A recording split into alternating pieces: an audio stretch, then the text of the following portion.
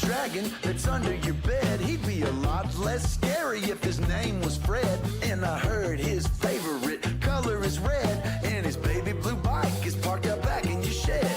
Now Freddy's favorite thing to do is go to the beach. He brings a picnic basket, fills it up with sweets. He puts up an umbrella to stay out of the heat. Later he hits the buffet, it's an all you can eat.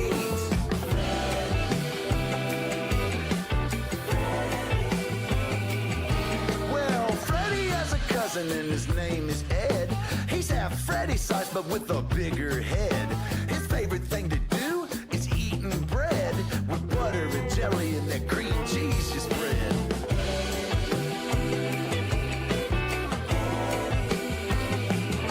Now do you know what happened? I woke up one night. Freddy and Eddie got into a fight. Freddy was bothered by Eddie's reading light, and they had to call their grandma to set things right. Now I can hear Grandma's dragon voice from over the phone. She was telling it straight, boys, leave it alone. If you don't settle down, I will play my trombone, and Grandpa Dragon will bust out his saxophone.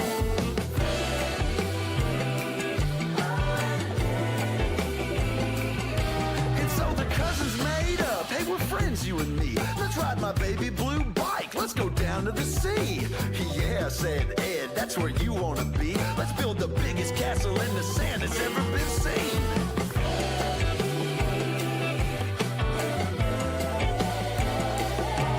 Now your room is quiet, you can't hear a sound. No one's under your bed, no dragons around. So hurry, close your eyes, they'll soon be back in town. Before you know it, they'll be blowing up a storm, jumping up and down.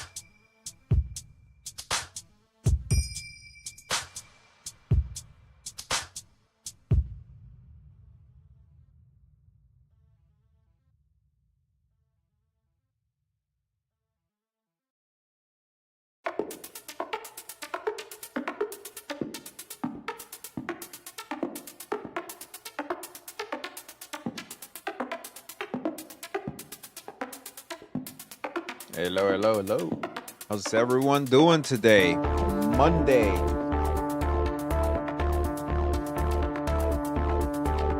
Video game is calling.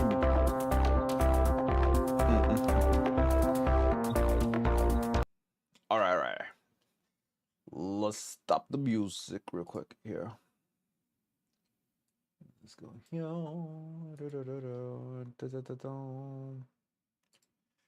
All right, so I'm right now been searching for Kindle for my wife. Damn, I should not be saying that. Hopefully she's not watching.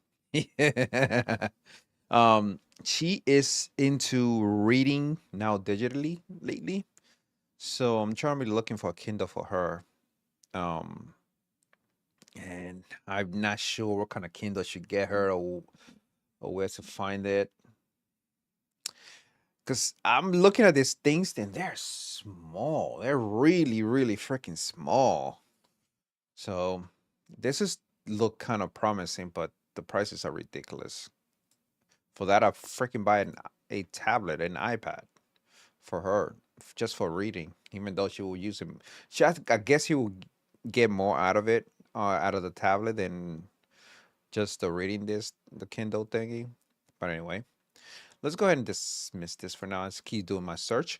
So I've been looking at some gaming news or whatever. I did a video earlier about um the system may end up going or pushing, hopefully the consoles will be delayed for maybe until 2030, hopefully.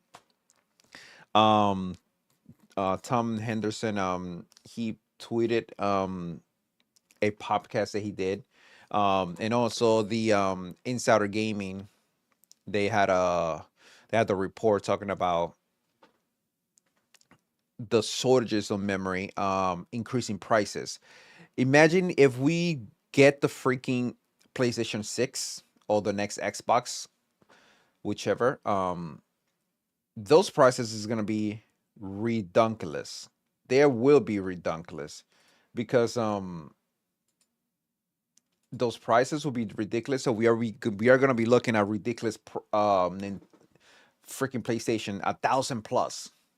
Having a PlayStation to be 1,000 plus, nah, no thank you. I'm not buying a PlayStation. I'm staying with PC because our PC is already 1,000 plus. You can get a decent PC around 1,500 or just a little bit more. You get a really good one around two something to 3,000 and some change, an amazing one around 5,000 and up, give or take.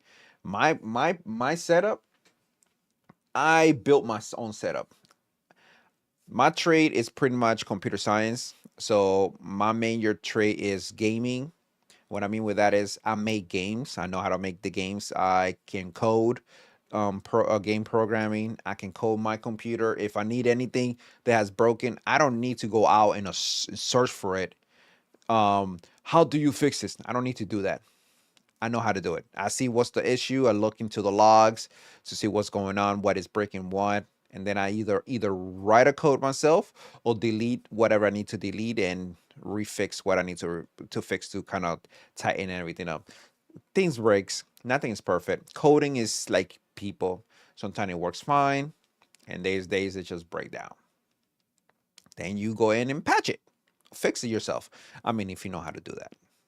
So so, and again, so today, like on Christmas, on the Christmas time, they were Best Buy's having some sales on Amiibo. So I went and picked this two right here from Street Fighter. $5. $5. It cost 30. $5. Well, I think it was $39.99, the regular price, $39.99, something like that, or $29.99. Whichever it is, I just paid $5 for this. I save more than 20 plus bucks for these things. So I like amiibos, but they're too damn freaking expensive. But man, look at these. Look at these. They are gorge. Look at this. $5 on Best Buy. Oh man, look at Luke. He looks awesome. $5. So I have to get it. There's another one. There's a third one from this collection. The Best Buy in my area did not had it, so there is another one. Right, I'm just getting my coffee warmed up here. There we go. So it's another Best Buy. It's actually by my grandmother.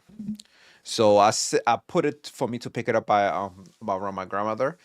But they gave me until Wednesday, this Wednesday 31st to pick it up. So I'm gonna be in that area. My wife says that she may pick it up tomorrow herself. She may go there and pick it up herself because she works close by. So she may be able to go there and pick it up tomorrow. If not, I'll pick it up on Wednesday. I just drive early because we're doing New Year's Eve on my grandmother. And 31st is New Year's Eve. So we would do that and I probably go there early and I pick it up then if my wife is not able to pick it up tomorrow. But other than that, I'm so freaking hype about these two things. $5 freaking bucks. $5 each.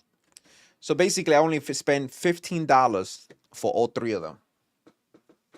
I can show you the receipt though. $15. You cannot go wrong on that. Anyhow, so jumping back on gaming news, there's some gaming news here about the Nintendo Switch. So not sure what's going on. I love the Switch. I love my Switch too. Let me bring it up here. My little Switch 2 right here. You can see got some Cyberpunk stickers in the back. This is the Kill Switch case. I made a review about the case and some of the issues and how they fixed it. So I don't trust it 100%, so that's why I keep my hands here, even though they fixed it, but I don't trust it 100% yet. So anyway, this is my Switch 2. So we're gonna be looking at some Switch 2 news. Let's see what's going on, and we go from there.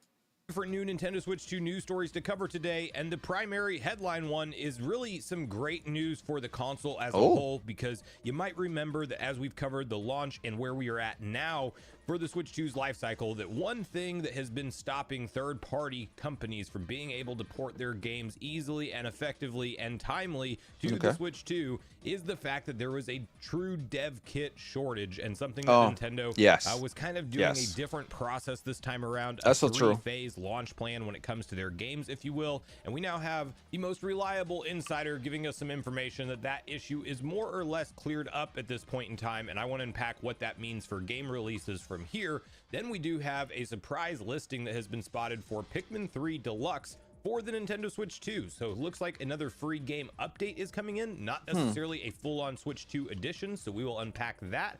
Then there's an update to a story that we covered a while back where the latest GameCube Nintendo Classics update seemed to have made certain games apparently have less input latency than what we had seen up to that point in time. That is now being called into question as some more detailed testing has been done. And finally, we have Square Enix just absolutely pumped to bring Final Fantasy VII Remake to the console and the entire trilogy, and actually talking about how bringing it back to Nintendo hardware will really maximize the value and actually... I have this game on PlayStation and on PC, and I still have not played it yet. I need to play this game. I need to play this fucking game. There are 3 games of Final Fantasy VII they release. I will show you. And I need to play them all because I'm waiting for the final version of Final Fantasy to come out. Final Fantasy.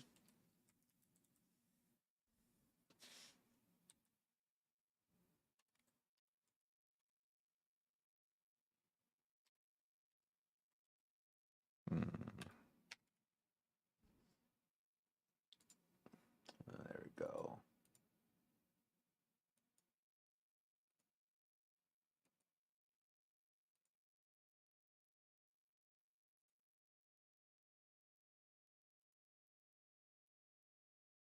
Put it right here. Let's switch this over here. Okay, so there we go. So as you can see, this is the first one. Then we have the Rebirth. We have Crisis. So right there, that's 3. This one is a different one. It's part of the Final Fantasy thing is reunion. I need to also play this. So yeah, I need to play all this right here. So basically, we're looking at 4 freaking games that I have not freaking touched. As you can see, there is blank, no information, no amount of time, no save, nothing. This is the problem with PC. You get games and sometimes they stay on your backlog for a minute. So I need to go and start playing some of this game. This is one of my favorite Final Fantasy. This is 21 minutes, but I played this game a billion times on the original PlayStation. So much time. I wish I can bring my original PlayStation save so I can play it. One of the other Final Fantasy games that I love is the 10. So basically X.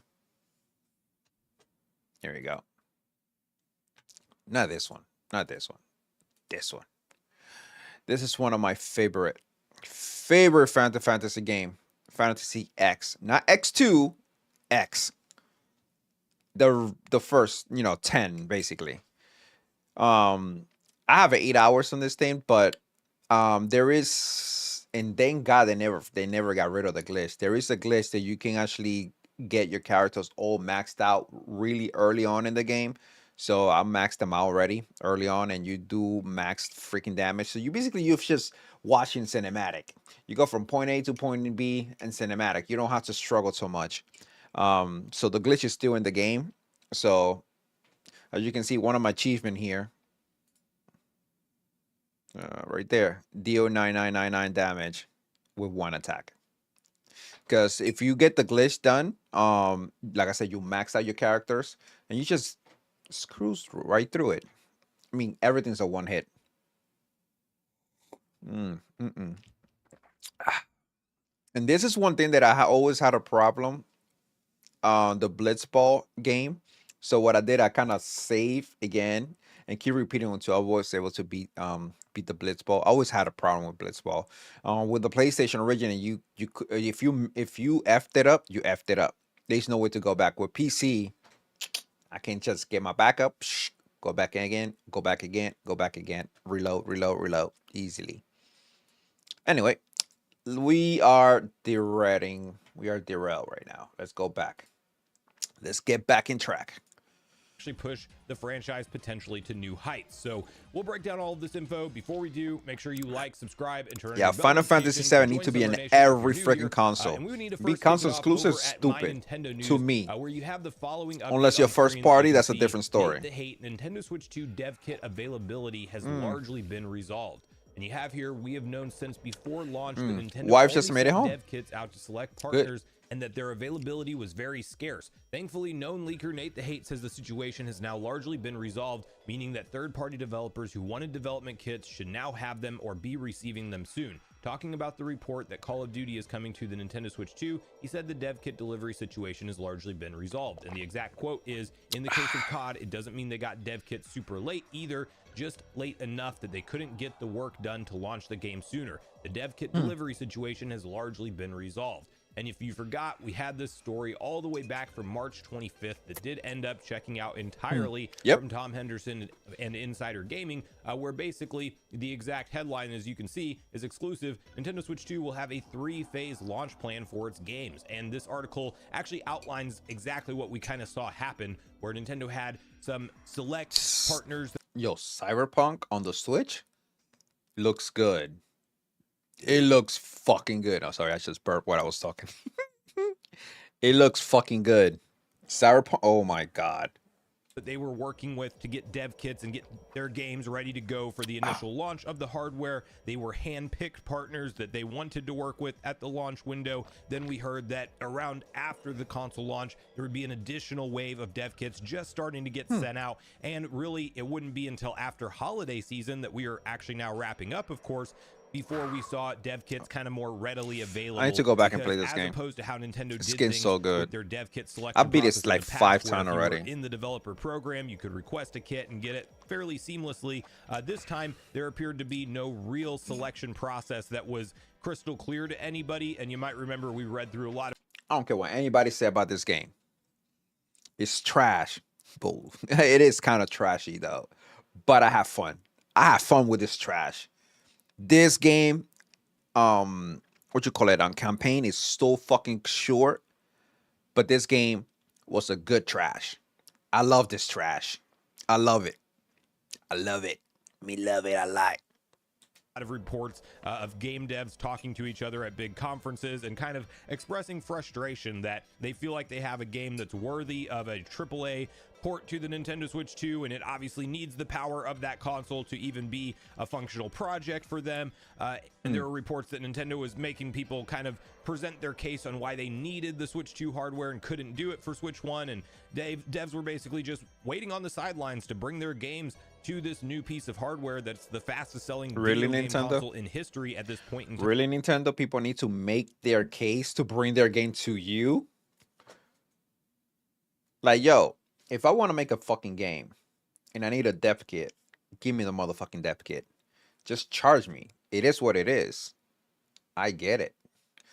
I'm not asking for you to give it to me for free. Huh. Shoot. I'm just saying, just give me the damn thing.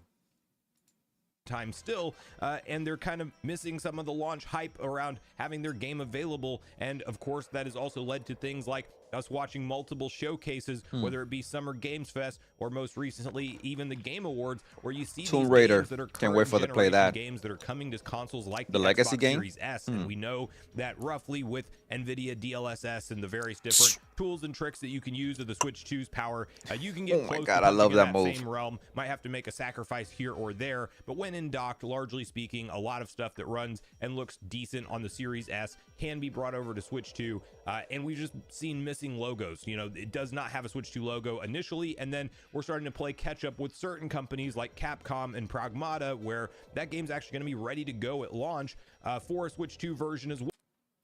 Yo, Pragmata runs so good on freaking on the handhelds. I thought I had to tweak the shit out of the Legion Go or the Xbox Ally X. No, the demo, just the demo. I'm not sure about the main game when it released, but so far, the demo is as optimized as the main game, or should I say the main game is optimized as what the demo came out to be. This is gonna be good. I cannot wait. I didn't have no hiccup, nor delayed. Everything moved well. I didn't, basically, like I said, I didn't have to do nothing. I didn't have to go into the setting at all. The game just ran. It just ran. Well, but we got the addition of the Switch 2 version announced at the Game Awards. So I think we are going to see 2026 actually truly be that catch-up year, like we've been seeing some inside sources say. The cuter little kid. And this is more evidence that just suggests that Nintendo's not going to be holding out on supplying dev kits any further, and meaning all these companies that want to port their games to the platform can port their games, and I'm hopeful that that means a much better scenario for gaming events going forward, where you know you have massive AAA third-party releases, and we don't have to just see the PlayStation and Xbox logo at the end of the trailers, but rather Nintendo Switch 2 will be included in a lot more of those upcoming new releases going forward. So great news all around there, and I think 2026 is going to be that big swinging point year for third-party game releases on the platform personally. Okay, moving on from there, we have a surprise listing for Pikmin 3 Deluxe on the Nintendo Switch 2. As you can see this headline right over from Nintendo Everything, where it says Pikmin 3 Deluxe Nintendo Switch 2 listing has surfaced. And you have here Pikmin 3 Deluxe could be bound for Nintendo Switch 2 if a new listing is anything to go by. Today, the game was re-rated by PEGI. This is a separate entry specifically for the Nintendo Switch. The original Switch is still on the page from 2020, and they did miss Switch 2 there. It is definitely rated for Switch 2, but Pikmin 3 Deluxe originally released several years after the Wii U debut. The Nintendo Switch version brought along a new prologue and epilogue with Captain Olimar and Louie, new difficulty modes, support for co-op and story mode, and the return of the Piclopedia from Pikmin 2. All DLC was packed in as well. It's not immediately clear what a Nintendo Switch 2 version would bring to the table. However, we could see things like a boosted resolution. And so one thing that has been noticed about how this rating was actually filed online from Peggy is that it is actually more in line with how Nintendo does the rating for their free game updates, which would actually imply this is a smaller in scope project like we've seen them do with multiple other backlog of Switch 1 releases, where essentially, you get improved visuals optimized for the Nintendo Switch 2 and high resolution on TVs, or improved image quality and frame rate improved for smoother movement on Nintendo Switch 2. Some of these do indeed have new controller modes as well, and I would suspect that the way that this is being rated, it's not going to get essentially a Switch 2 edition with a physical cartridge release and updated game cartridge art and all that stuff. No, rather the Tora updated and cartridge release. I need to play this. Metro Prime. I need to go play this boy. I have it. I haven't touched it yet. I need to play it. Who knows? We may actually stream it today. Who knows? This will be something that's added into the list of free Switch 1 game upgrades, and likely a no-brainer for really the Pikmin franchise as a whole is to support, of course, the Switch 2 mouse mode Joy-Cons. And what is interesting is that while we have had a big content, or I guess I should say a free content update, not necessarily the largest thing ever, hit Pikmin 4 recently, it still is just a Switch 1 version and has not gotten that additional boosted resolution, HDR support, mouse control support. This whole thing about Switch 1 to Switch 2.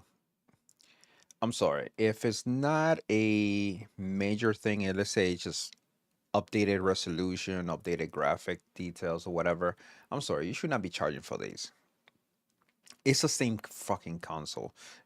I could still play the original game the way it was meant on the original Switch. I don't have to pay you extras just to the game perform a little bit better or look crispier. I'm sorry, that should be a free patch. It should be a free patch. If I'm using the same fucking cartridge, it should be a free patch. I'm sorry. I like when companies release the game on one system. So this way you can get the cartridge, because the cartridge on the Switch 2 is too damn expensive. So they're releasing on the Switch 1, but they put the free patch in the store. So this way you can plug it on you put on your Switch 1 and you go to the store and get the updated version for the Switch 2 for free as a patch. I love when they do that. The other one, I love when they actually release a game. For example, let's do this one, because this one runs on the Switch 1.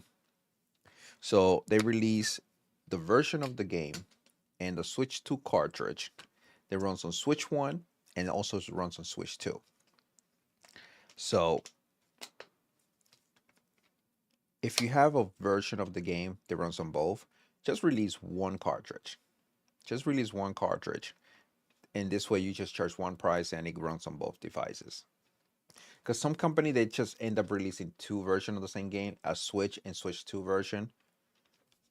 It's just it's a waste of fucking money. Just only release a Switch 2. You're wasting extra material. And for customers who don't understand, look at the front of the cover, especially for the Switch 2. If it says Switch 1 and Switch 2 in one cartridge, just get this version instead. Even though that maybe the Switch 2, the Switch 1 version may be a little cheaper. Maybe, I said maybe, with air quotes or whatever, quotation. Maybe. Just get it. Even if it's $10 more, get it, because they're gonna charge you $10 to $20 to get the upgrade version for the Switch 2. Well, you already bought it from the get-go. And you can take that same cartridge and put in your Switch 1 and the game will play. Just buy the Switch 2 version. Just make sure that it says that it runs on both. In the front. In the front. It's right here on the text. You see it right here on the text. But anyway, let's just jump back here.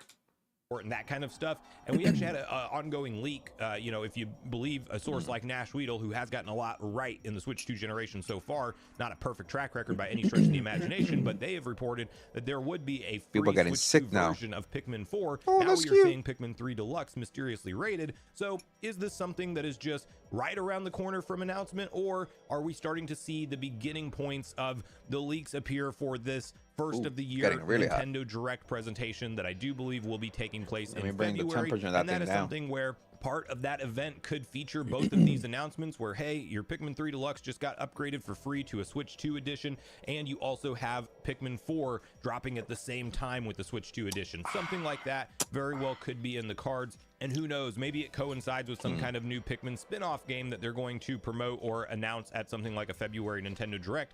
I do think that, you know, we'll probably make a separate video on all of these various different leaks that have popped up recently, because it does seem like we have a lot of big game announcements popping up, and we don't have any official communication from Nintendo around them, because they do typically like to hold things back for their first of the year presentation to really line up and kick off what they're going to be releasing in the upcoming year. And we are getting closer and closer to that time frame as each passing day goes by, of course.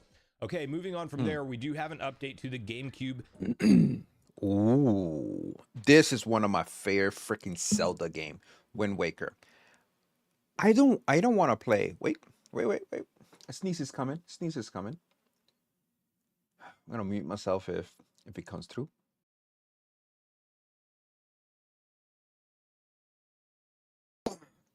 God damn it. I sneezed and I pressed the button to mute myself. Okay. And like I was saying, this is one of my favorite freaking Zelda game for Nintendo. I don't want them.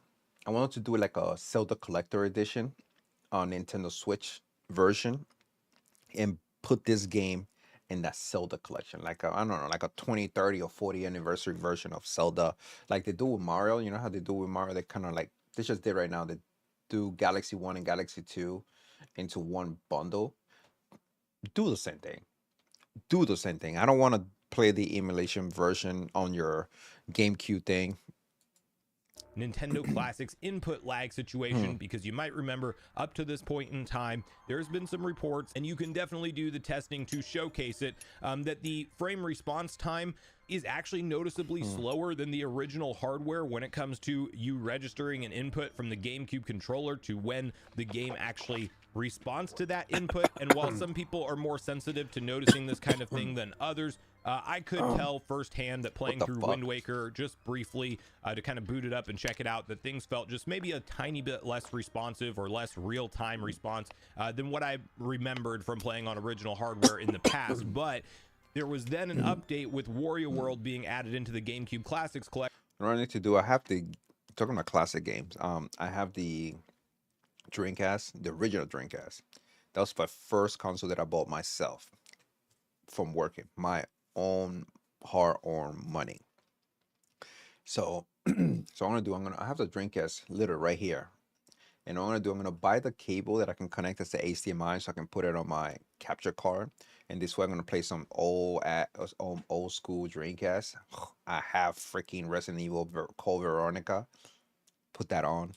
And there was some I should reports do that. going around online that maybe that input lag had been adjusted. Well, now we have some official testing that is surfaced over from Go Nintendo, where you can see their article written up around it, where it says GameCube Nintendo Classics appear to still suffer from input lag issues. And you have here, 2 weeks back, we saw the GameCube Nintendo Classics app update on Switch 2 to welcome Wario World. It was wonderful seeing the addition of a GameCube hidden gem to the app's library, but Wario's arrival also brought with it some adjustments for another title in the GameCube's collection. While not officially reported by Nintendo, users claimed that the GameCube Nintendo's Classic app update fixed The Legend of Zelda Wind Waker. Players had originally complained of some degree of input lag on the game when it first dropped, but apparently now the situation has been considerably improved, with initial input lag of 6 to 14 frames dropping to 4 to 5. This update had some hoping that the input lag for GameCube Nintendo Classics had been fixed altogether, but unfortunately that doesn't appear to be the case. After some close analysis, it appears that other titles still suffer from input lag, with F-Zero GX being a considerable offender. In the video below, you can see an input lag test for F-Zero GX that compares the GameCube Nintendo Classics version versus the original GameCube release. A simple comparison shows 3 frames of input lag on the GameCube version, while the Switch 2 option takes 8 frames. While some might think that's not a big Yes, deal, I'ma others do would say that. it could be the difference between a win or a loss. And so really what's been spotted here is, yes, it does Go ahead appear and- that Wind Waker I'm had gonna put some this on my car. noticeable improvements, getting the 4 to 5 frames per second compared to the initial 6 to 14 frames that it was originally being measured at. Like, that's good that they did seem to at least address some of the behind the scenes issues that were causing that, but it is not an across the board update that fixed all the game's input lag, and F-Zero GX is one that's being tested here, and you can definitely hope that we'll see some more refinement from here in things like the GameCube NSO emulator. It is something that Nintendo does actually slowly tend to patch and fix behind the scenes, because you might remember the N64 emulator and the actual way that launched on the service originally, and there was a lot of different dialogue online around noticeable input lag on multiple games, Ocarina of Time having broken and missing textures and things like that. And slowly Nintendo just continued to update the emulator with each new game release, and before feel you like knew the it, coffee we really went have wrong. still to this day The a wrong really way. comparable N64 game experience on GameCube NSO Classics. So I do think GameCube will get there, but it does appear that there's some more updates needed to really iron out the input lag situation as a whole. Okay, lastly, to close this out here, you have Square Enix being very excited about bringing the Final Fantasy VII Remake trilogy back to Nintendo hardware with some interesting comments around it. So you have over at Go Nintendo, Square Enix says bringing the Final Fantasy VII Remake trilogy to Switch 2 will help maximize the value of the franchise. And you have here Final Fantasy VII Remake Integrate is coming to the Switch 2 on January 22nd, 2026. And we know that Rebirth will make its way to the Switch 2 at some point in 2026 as well. Even better, Part 3 of the Final Fantasy VII Remake series will get a Switch 2 launch as well, giving Nintendo fans a major trilogy of titles to look forward to. Square Enix has been very vocal about their excitement in bringing the Final Fantasy VII Remake titles to other platforms, and they continue to look forward to that launch as 2026 nears. In a feature with Famitsu, Final Fantasy VII Rebirth director Naoki Hamaguchi opened up on how Square Enix's move to Switch 2 and Xbox with Final Fantasy VII will help the world of Final Fantasy VII to reach more players than ever. And he says here an exact quote, 2026 will be the year in which we maximize the value of Final Fantasy VII franchise and further strengthen our multi-platform development. As we move towards the accumulation of the remake series, we will devote all our efforts to delivering the title to more players and ensuring it remains beloved for a long time. We will continue to take on new challenges, striving to allow players to enjoy the world of Final. That's really good. That's really good. Because this game looks amazing. I played the original when there was like 6 fucking discs on the freaking. Joe, it was so many freaking discs on that thing on the original PlayStation. You get to a point you gotta pop the disc out, put the new one in, so you can continue playing. It was annoying, but it was the cartridge was like this big ass cartridge thing. Fantasy VII in a broader and deeper way. We hope you look forward to it. And so, this is again just good stuff to see. There's always still the conversation about exclusives driving value to particular platform holders, and up to this point in time, Final Fantasy VII Remake and Rebirth have been, of course, exclusive to the PlayStation brand, but it's been pretty clear that Square Enix is not seeing the kind of movement numbers-wise that they need to really have Final Fantasy. That's be what you get this for massive being exclusive to franchise, PlayStation only. like it's been remembered as, and not that it's ever totally fallen off, but you can definitely see some decline in their mainline releases over the years as they've continued to align themselves as just a PlayStation exclusive franchise for certain releases, and it seems like they are just very excited to get back out there, release on everything. And I do think that there's such a large crossover of players that will absolutely be into this Final Fantasy VII Remake trilogy on the Switch 2 specifically, that's going to be where they make up a lot of their ground in terms of units sold that they are wanting to see move in the right direction from here. So it's nice to know that January will get Remake released. Of course, it's going to take some time for Rebirth past that, but I do suspect that it won't be near as long of a wait as it would have been if you were waiting for the game from Final Fantasy VII Remake's original release to the gap of time it took them to do Rebirth. Like, we'll probably see it out maybe towards the end of 2026 or into the early part of 2027. And I'm also suspecting in 2026, we see at least a look at the third installment and kind of what they're going to close out the trilogy with from a story and gameplay perspective, and hopefully an exact launch date announced as well. But let me know your take on all the different stories we talked about today in the comments down below. Are you happy to see headlines like the dev kit situation being resolved? Yep, that's not bad. That's not bad. That's not bad. Yo, I need to get better with my videos like him. Like he's on point. He's on point. And Of course, if my channel start growing, I probably will get more people. I will be able to hire people to help me with some of this stuff here. Because it's hard to record and then edit your stuff.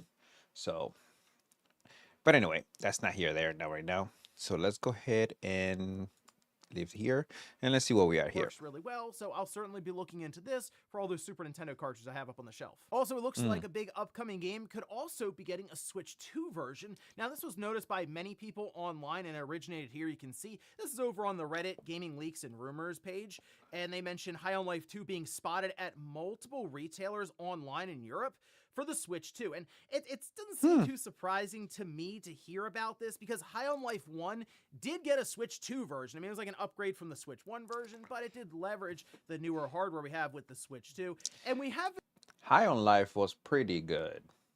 Not for nothing. That was a pretty freaking good game. It was hilarious. been kind of seeing this right now. High on Life 2 comes out in February, and it sort of reminds me a little bit of the situation with Resident Evil 9, where all of a sudden there was a Switch 2 version. Capcom has been doing this a bit more, but with High on Life 2, seems to me like maybe something that would come later on, a few months even, as, again, we're kind of up against it now. It coming out in, 2 months, less than 2 months now. Around the corner. I would look forward to maybe some kind Shoot, the beginning of the year is this freaking Thursday. Thursday is the first. We're already in 2026 this Thursday. Where the year? I'm sort of God. I remember when we just started 2025. And then we started dealing with this stupid ass administration that we have right now. of announcement on social media, or maybe in a future Nintendo Direct, although if it's already showing up online at retailers, honestly, it could get announced at any time now. Oh, and just in case you missed it, Stardew Valley did get its Switch 2 upgrade, or Switch 2 edition, and we also had some information around bugs that were going on with it, but you can see over on Nintendo Life, and some of the features that are mentioned here includes mouse controls, 4-player split screen, 8-player online multiplayer, and it leverages Game Share, which is great because I want to see more and more games use Game Share to where if one person has a copy of the game, multiple people can then use that or tether off of that copy of the game and play with their friends here. So that really, really cool stuff. Now, this is a free upgrade, so if you already have Stardew Valley on your Switch 1, you should be able to then jump right to the Switch 2 version. Now, This is what I'm talking about. This is what I'm talking about. Don't charge me. If I already own the game, I should be able to play it on the Switch 2. If it runs on the Switch 2 with no issue, if you don't have to do major upgrade to your game, because the Switch 1 automatically play your Switch 2. If it's not and you have to recode your shit, then I get it. But still, most of the update is just graphical update because the hardware now can deal with it, can do it. Then no, you should not be charging me more.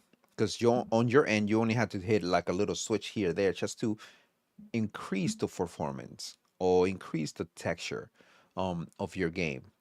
Because it's like your PC. Your PC, you have your settings, what your textures need to be, if you want it high, mid, or low. You do the same thing when you're about to release your game for whatever platform. So when you're ready, you select, you see what works. You have a virtual console that you can kind of see, set it up, and then you select what works. If it runs really well, you just spit that out, and the company just go ahead and sell it for you. So when the customer play it, they don't have to do shit about it. They don't have to worry about the tweaks. Only minimal. That's why there's no gaming settings, no graphical settings for consoles, except for PCs. the creator of Stardew Valley has already mentioned that they are aware of some of the bugs or issues that are being reported for the Switch 2 edition, and they say they take full responsibility for the mistake, and they will fix it as soon as possible. So fret not if you have the game and you're noticing some issues, seemingly with multiplayer. That's what's being pointed out the most. It appears they're on top of it, and hopefully they'll be able to sort all of that out here pretty soon. But otherwise, hey, Stardew Valley, free upgrade to the Switch 2. Check it out. And guys, with some of the quick news out of the way, let's get into the bigger stuff. Let's start right away with chaos erupting at Ubisoft. Now, there were two main stories around hacking that's occurred within Ubisoft. One has to do with Rainbow Six Siege, and the other one has to do with just apparently Ubisoft leaking out hundreds of gigabytes worth of source code and files and unannounced games. It's all over the place there, but we'll start with Rainbow Six Siege, and this we can see. This is over on Tom's Hardware. It says there have been numerous reports of players receiving 2 billion Rainbow Six credits and renown, as well as developer-only skins in Glaciers, one of the rarest weapon skins in the game. There have also been claims of random bans and Damn, Gina. bans affecting everyone from ordinary players to high-profile and streamer accounts. So, I mean, I guess it could be worse. Like, oh, you show up and there's 2 billion credits there. Oh no! But I mean, the issue you'd run into is if you start spending that credits like crazy, it could look like you're in on it, or it could just be them thinking you're more or less exploiting the system overall. However, we did have the Rainbow Six Siege account, the official account, start to talk about this, saying they were aware of it, and they went on to explain, saying nobody will be banned for spending credits received. A rollback of all transactions that occurred since 11 a.m.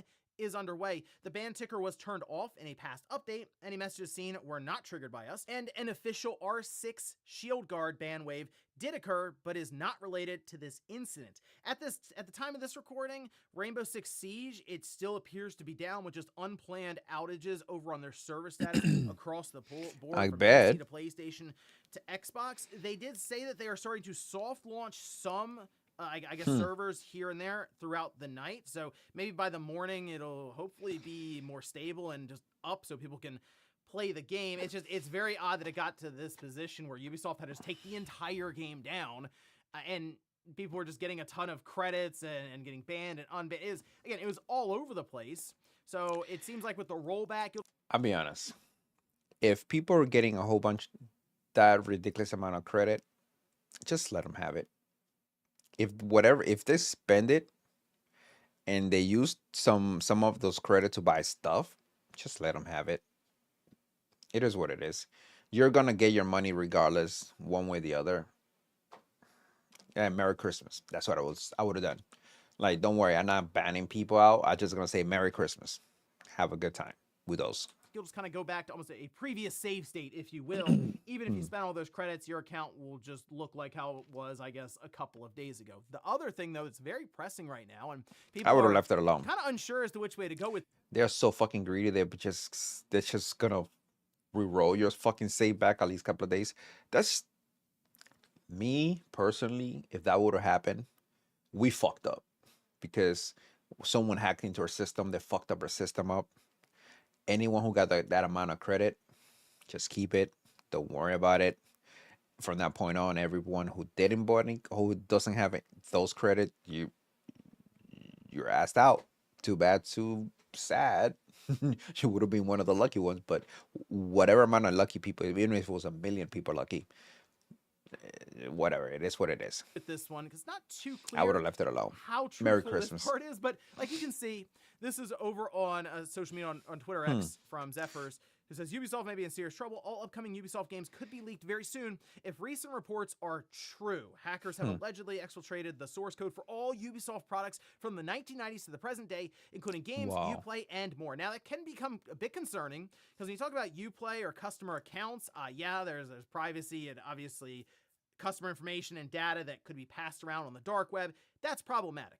They say that for 48 hours, I need to change my reportedly password. had access to over 900 gigabytes of data. And the victims are said to be Ubisoft and Crytek. Okay, so clearly you're gonna have a lot of information that could be done. We've seen Terror leaks, we've seen Capcom. It's not something that has, or Insomniac even. This has happened before, but it can at times be kind of unclear, because the idea would be the group that is responsible for taking this data then wants to ransom it back, right? So it's a ransom group, and they look to make millions and millions of dollars on it if the company folds and pays out, which means they have incentive to kind of oversell it. Like, look at all the stuff we got, and they'll just kind of throw it out there with like screenshots and a few things here and there to attempt to prove it, but we're not necessarily sure if this is all exactly as is being described. So over on Insider Gaming, we can see with that large data breach in question, source.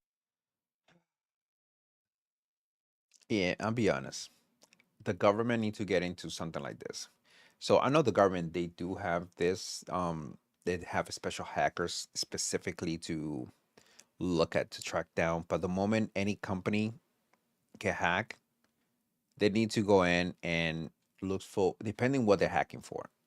Let's just say if they hack things like this and they want to ransom the information, they should go automatically and just send the fucking Navy SEAL or whatever SEAL you want to say, whatever special force you want to, and just take him out. take them out. Take them to, question them out, question these people, figure out what the heck is what they're saying, why they did what they did, and if to make sure they're the one, and then take them out. I'm sorry. Because you try to steal millions of dollars from a company because you took their data. Yeah, no, thank you. No. Within Ubisoft have told Insider Gaming that the company's security team have been made aware of some breaches earlier this year following leaks surrounding projects such as Scout and the since canceled Far Cry game. Another group that claimed to have breached user information has since backtracked, saying that it was false. And according to sources familiar with some of the groups who allege such breaches, they say that the hacks were blown way out of proportion and some individuals just wanted clout from the hack that made headlines. So that's the other thing. As headlines start to get out there about Ubisoft with the Rainbow Six Siege hack that's happened, where they That did was have kind to of legitimately crazy. pull the game down, they can kind of piggyback off that and say, oh yeah, we also hacked into Ubisoft's back end and we stole all this information and we want to sell it back to them. Again, you have to kind of overblow it a bit, whereas they could have some very basic website data or something off of Ubisoft. So really the way that they could prove it is if they do just start leaking out parts of the information they've taken. Like if they have some serious source code of a game that was canceled a long time ago, or unannounced games, and all of a sudden, here's 50 gigabytes worth of stuff and we're just dropping it online. You can look. Okay. If you cancel a freaking game, let's say you canceled the game 10 years ago, why do you still have the source code? Are you planning to do something with it? I mean, if you cancel it, just delete the damn thing. I'm just saying, just wipe it out. You don't need it. You're not doing anything with it. Just wipe the fucker out. And if you do, just put in some kind of outside server that doesn't have any internet access to it. I'm just saying. Look through it for yourself. That'll be obviously them being able to prove it, whereas now they're just kind of taking their word for it and them trying to be a bit of a salesman back to Ubisoft. So for now, Rainbow Six Siege from Ubisoft. Next up, let's talk about a Switch 1 game that appears set up to get that Switch 2 enhancement. And when this popped up, obviously a lot of people were like, Nintendo, what are you doing right now? But there's a bit more to the story with exactly how it's been rated, and that's for Pikmin 3 Deluxe, which is already funny because, yes, we're talking about what at its core is a Wii U game. So it came out on the Wii U, and then years later comes the Switch 1 through report, which there were people who we kind of saw this already. We're gonna skip so this. To people being able to basically recover your account and then just start buying stuff on it. I mean, a form of social engineering for the most part, because it does come down to one piece of information that a person may post without even thinking about it, because it's odd that this would be the key to unlock your account to customer service. Now, this was noticed, and we can see, this is over on a site called Numerama, and in this article, the person tells the story about how their account was hijacked multiple times. Despite access to passkey, and the password manager managed to steal according to account twice in just a few hours. Managed to contact him and explain me Sony is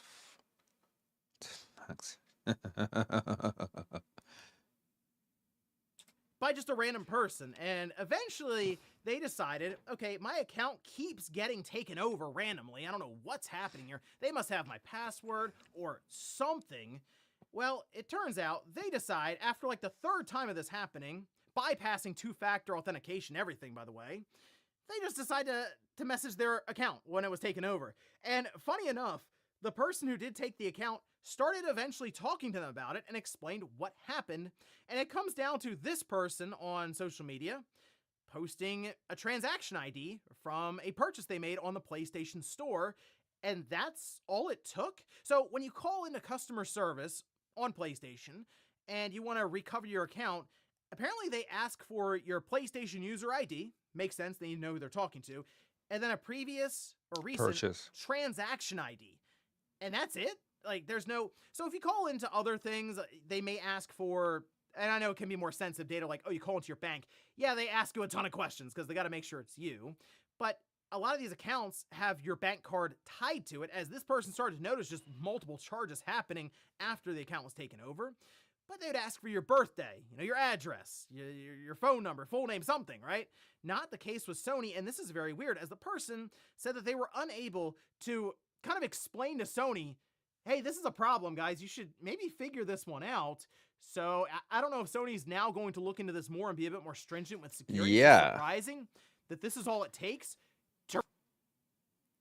Yeah. What the fuck? That's crazy. No. They need to ask other questions, not just the last purchase, but other questions that that person should know. Maybe what was the last game that you play, and what were the last 2 games that you play on your PlayStation? Maybe, I don't know, something like that. Maybe you can probably see the history of your game because it's PlayStation, Sony. They can put up your To recover an account. So if you see someone post transaction ID, you might want to let them know, hey, you should probably pull that down, because if a person can then also get your PlayStation ID, which many times for people is somewhere online, if they're on YouTube or on Facebook or Twitter X or wherever, it might be in their bio or something, just, instantly enough, hey, go ahead, friend request me or whatever. But you pair up the transaction ID with that, all of a sudden, apparently you can just take over the account and just start buying stuff. So just a heads up and a bit of a warning, don't post any transaction IDs, at least not until Sony gets stuff figured out. And even then, don't post transaction IDs because For real. it's really not necessary. Anyway, you can kind of blur it out, cut it out, whatever. Most of the time, people just want to post that they maybe picked up a game or something, and the transaction ID that just seems innocent enough is at the bottom of that message. And in our last bit of news, let's talk about another leak. There's a lot of leaks that happened. That is crazy. Because of transaction ID, you already automatically have access to someone else's account. And it's not like you're a great hacker. You just basically bullshit your way out. But this is my thing. If you can change the password and stuff, you should be able to send an email and also a text to the main number. And also, if you add a second email as a backup, Sony say, okay, that's fine. But what we're gonna do is I'm gonna send you an email to your backup and to your main email plus your phone, and they're all gonna have specific numbers, 3 different numbers, and I need you to give me the number for each email and for the phone that I'm gonna send it to see if it match. Not just one, but each thing. So if you have an email and a phone, then I'm gonna send it to those 2 things.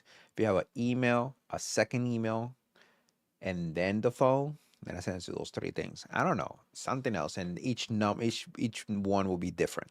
One could be a 5-digit code, another could be an 8-digit code, while the other one could be 4-digit code. I don't know. Even though it's tedious and annoying, but it's better than nothing.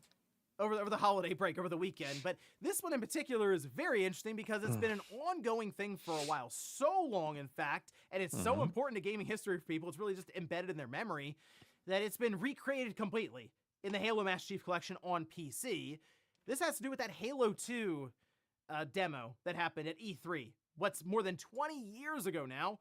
It has actually leaked out. Like, the files themselves, the stuff that you could then load up on an Xbox, or in some cases on PC. They're out there. We can see this, though. It's over on Clawsome Gamer. They say the full Halo 2 E3 2003 demo build for original Xbox has leaked. That includes the May 3rd pre-E3 tools and assets.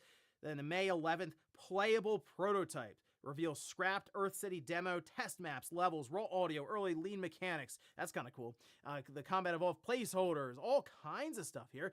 And this seemed to just show up randomly on 4chan. I know stuff just shows up on 4chan, stuff said on 4chan, rumors are started there, and people just kind of brush them off.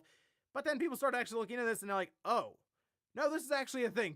Someone showed up and decided to just dump all of these files online. People were downloading it. They say they've been preserving them, verifying them, and even posting videos online of them booting up these files on an original Xbox, which is where you need to go to, according to them, to get a lot of the lighting effects and other things that won't necessarily be activated on PC, where people are able to load it as well. So really cool stuff. I maybe I'll try it out. I don't know. We'll see.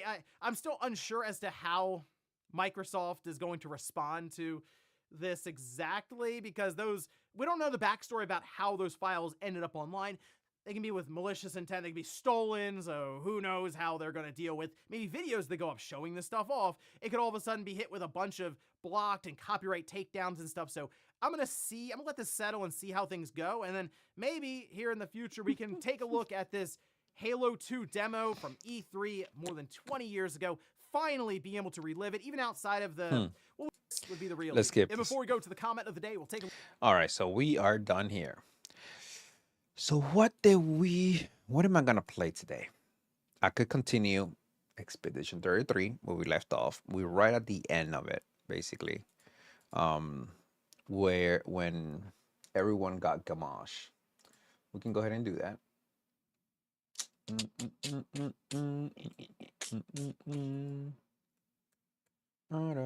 Oh, give me 1 second here.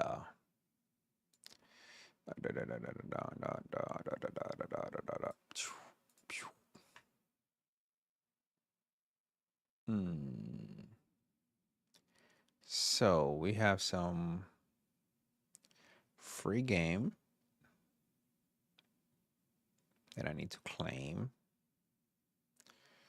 Oh, Fallout. Oh, and GOG. All right. I'm gonna need to claim those. So I'm gonna do this off screen here. Bear with me here. Get game. Claim. Add. Redeem. All right, so I just added a Fallout game on my account. And the next one, there we go. Fallout 2. My GOG claim. Yes. Don't. You got it, dude. Full House. If you know, you know. You got it, dude. All right, so I just claimed those. Ooh, whoa. Talking about claiming. I keep effing this thing up.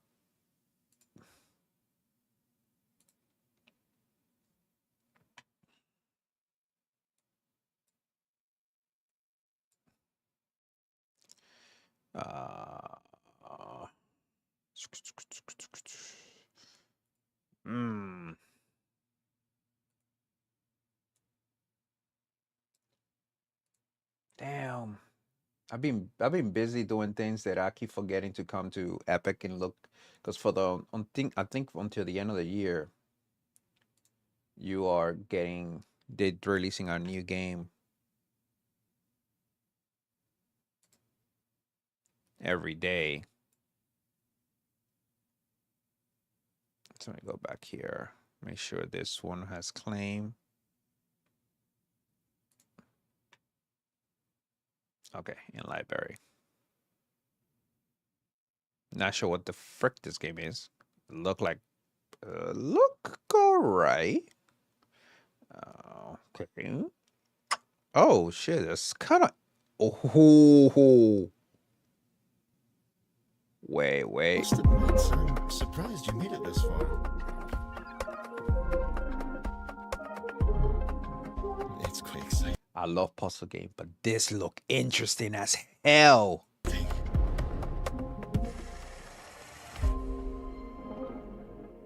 Viewfinder. It's been a while since someone's wandered around this place.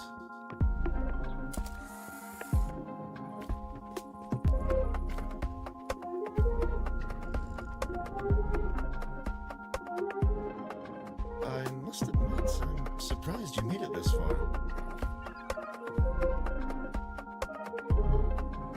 It's quite exciting.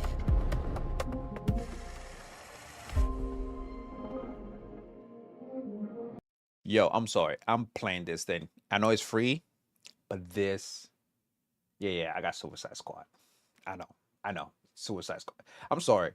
People who like this, people hate this game, but I like this game. I play the shit out of this game. I love this game. So what I did, because I hate the traversal in this game, I put a mod that allowed me to keep traversing nonstop. Because the traversal, you have this little timer that let's say with Harley Quinn, you throw the little bat thing and you swing, and then you can kind of do it a second time, but you cannot. You have to wait for the cooldown. I was getting sick and tired of that. The same thing with was it that shot? Whatever it was, the guy who basically never miss. He jetpack only flies a certain distance because it has a cooldown. So I got rid of the cooldown. I put a mod that got rid of the fucking cooldown. So this way I can freaking get to point A to point B without taking forever. It was annoying that for the fucking cooldown. You have to jump and then you have to run and then wait for the cooldown. You can do the double jump, but nah. I got rid of the cooldown and I can just do my double jump and keep traversing. And if I want, I can kind of glitch the system. So I can jumping up, and get as high as I want and then look down and keep going up. Because it get annoying. It's getting annoying. So that's the only issue that I have with the game. If they kept the traversal like that, like you have no cooldown, or basically build your character to get to a point that when you get to a certain level, the cooldown is gone. You can kind of do it in an unlimited amount of way of traversing. Like that traverse goes away. That limit of the traverse so will go away, and you can kind of keep doing that. That would have been amazing. If you actually do that, like at the end, there's like a last point or the last thing you can put on the skill tree, unlimited traversal time, no cooldown. Perfect, perfect. Um, but yo, I'm impressed with this free game. You know something? I'm so mad, even though I'm not gonna be able to get it in 18 hours. The next free game. This is my thing. I keep fucking forgetting this shit.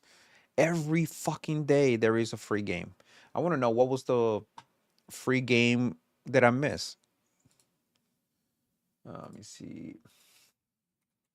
Epic Store 2025 free game. Okay, so let's take a look. Close this bullshit. Ah.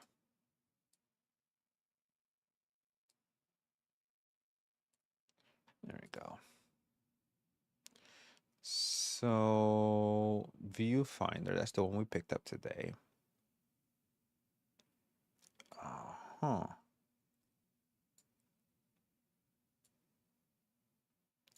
Yeah, I'm mad that I missed Callisto Protocol.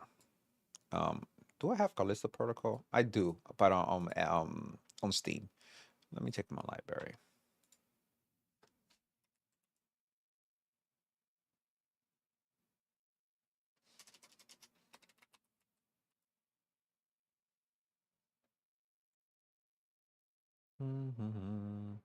Oh yeah, I have it.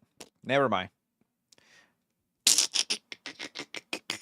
Yeah, never mind. I already have it. Okay.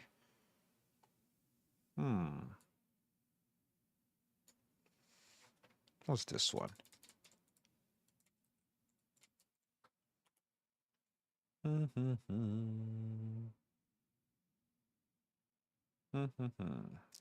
Okay, whatever this is. Okay, that's some kind of. I got this one that I do know. Blood West. I think I have. Sorry, no, that one I have. Paradise Killer. What the heck is that one?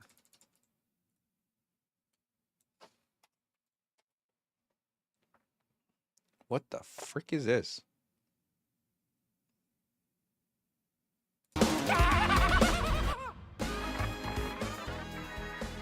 Lady Love Dies returns to paradise.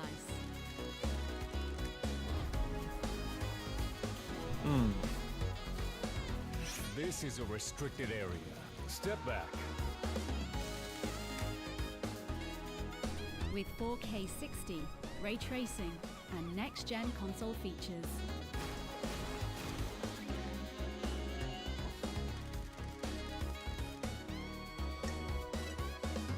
It kind of look interesting. No. That was 28. That was yesterday. What the fuck is this?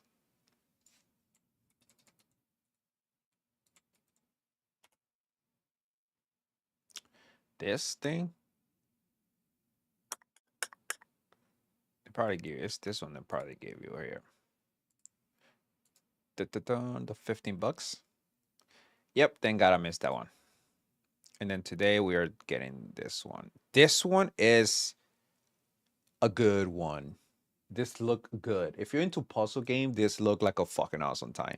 I'm gonna freaking go ahead and download it on my Legion Go or my Xbox Ally X. But yeah, this looks fucking awesome. Yeah. Yeah, good. All right, so let's go ahead and move on from here. Because this one, not my cup of tea. Dude, this is like 80s game. I know people like still playing games like this, but I just don't know who really can sit here and do this. I just can't. I cannot do that. I mean, games now in the ooh, almost a nip. Let's see. Show me the game right here. What the flick? Official website. Okay. Oh, it's giving me an error on that website. All right, find it. Fine, buddy. This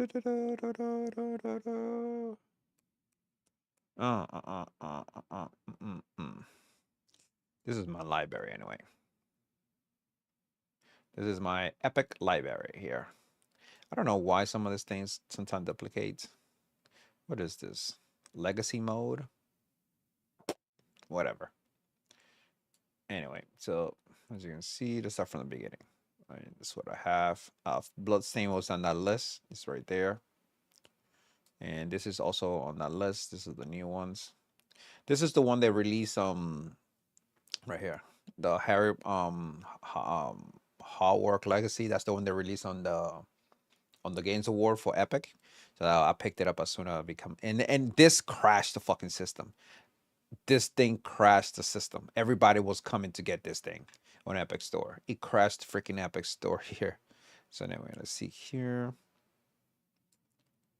This one I want to play. I haven't played it yet. This actually got my attention.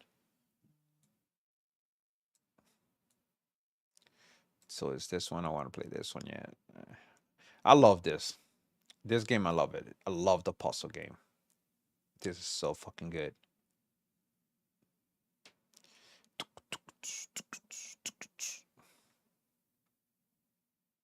As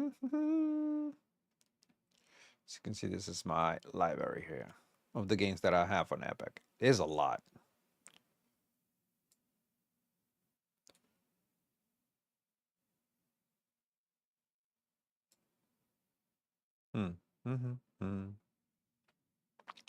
Sometimes you want to buy some of this game in Steam, but if you already have it on Epic, why double dip on it?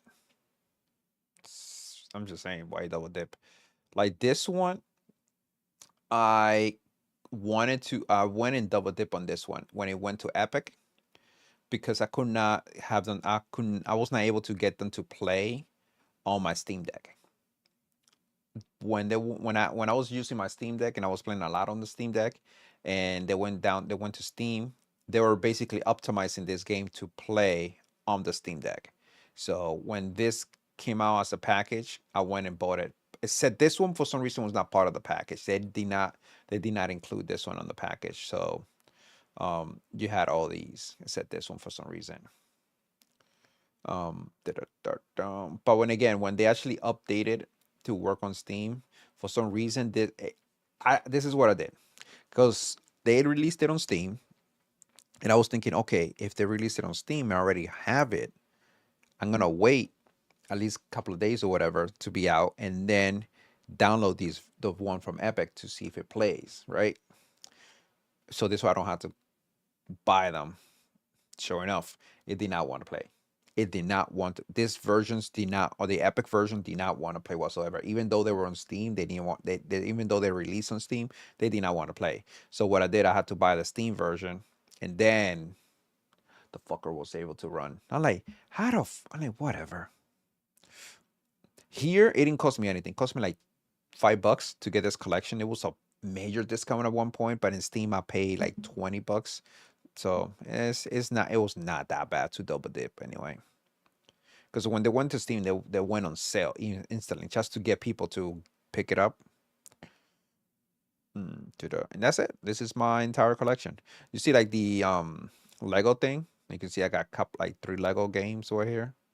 I have an entire list of maybe like 17, 20 freaking Lego games on Steam, on the Steam store.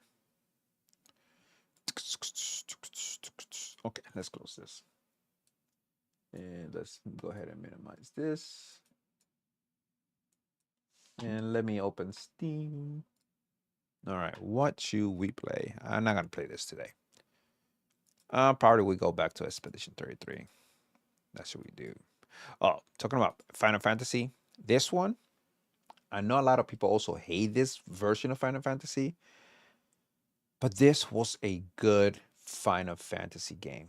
This definitely was a good one. I don't care what anyone opinion. This is maybe one of those, oh, this is a bad story. The story was all over the place. I don't give a fuck. But I had so much fun with this.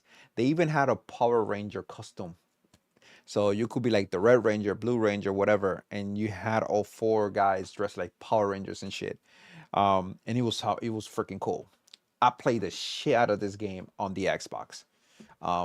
I wish I could have transferred my save file. I wish I wish I could transfer my save file. I wonder, do they have play on the Xbox thing? Do they have this game play anywhere? If they do, then I guess I can get my save file that way. Let's see here. Oh, come on, where is the?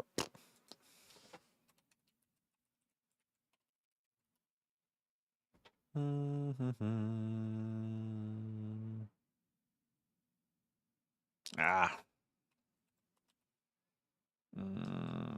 XV. Oh shit! What am I doing? Yeah, it's a that was 15. It wasn't 15. It's not 15. See, it is 15.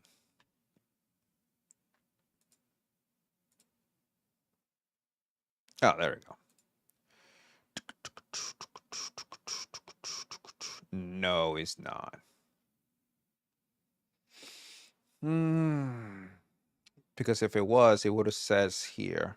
Like I know this one, 16. I know 16 say Xbox Play Anywhere. I know 16 does to say that. So if you buy it here, you can actually play on your Xbox, plus you can play on your PC. So and your save file travel back and forth. So why? That sucks. That kind of sucks. I need to make this one play anywhere. If they say play anywhere, I can bring that save file to PC. Woohoo! I'll be happy.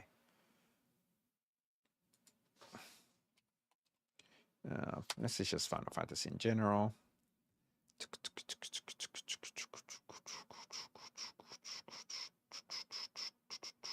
Integrate it. Play anywhere. It says play anywhere right there. That's the demo.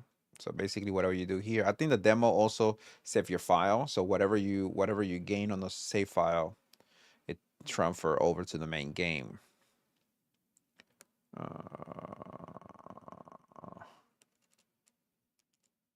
Trying to make sure I'm not missing anything. Damn, I can't believe the PC doesn't have the oh yeah, this is 7. This is regular 7. And of course, right there, play anywhere. I have them all on fucking Steam. And I'm gonna tell you the truth. If I knew they was gonna release on Xbox and they're gonna do this, I probably would have waited and I picked it up on Steam. Even though on Steam I picked it up all on sale, like deep discount. So I don't feel too fucking bad. Because some people say, "Oh, you're like a Xbox fanatic.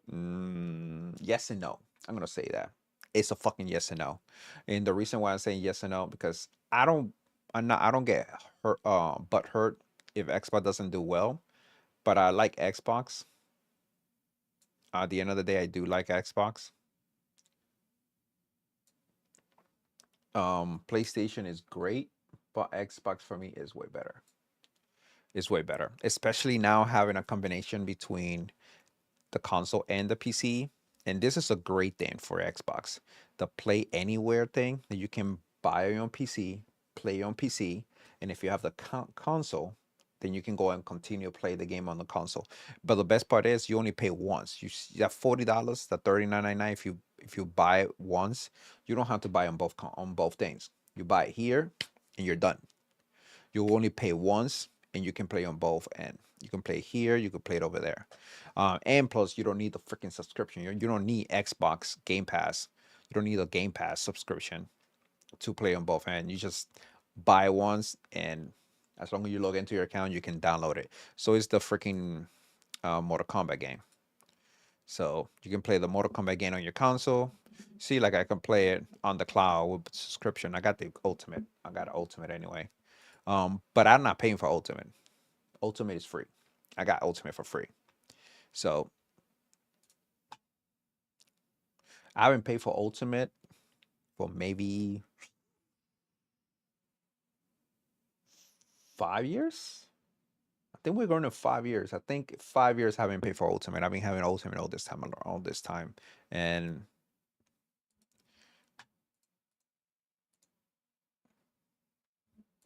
the reason for that is because the reason for that is because I have so many of these handhelds or whatever, they kind of stack up to a point that I have Ultimate for a very, very long time. I think what I got my Ultimate will last into like next year or the year after that, give or take. Give or take. Um and there's also ways how to do certain things on Ultimate that I'm not gonna talk about it right now. I like how this right here kind of showing my Steam library. What is my queue?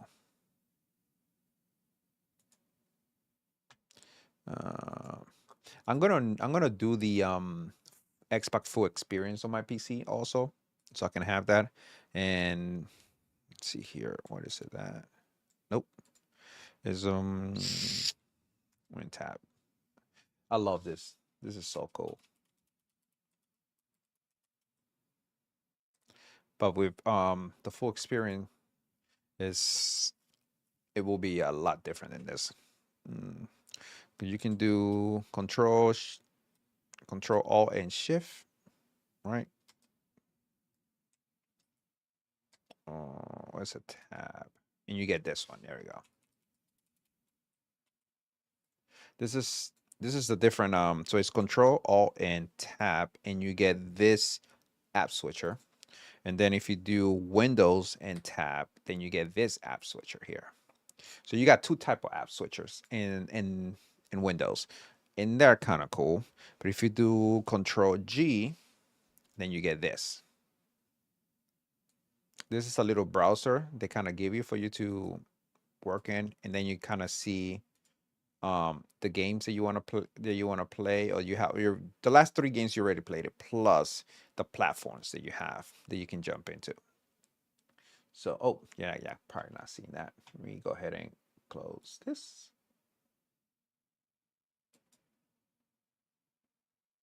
Let me see. Oh, okay. A second here.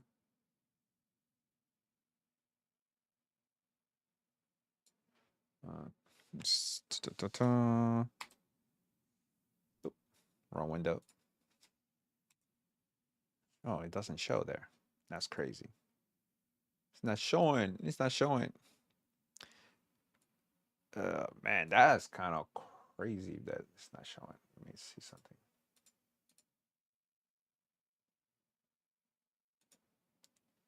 Okay, so it looked like for some reason the overlay is not showing on my screen.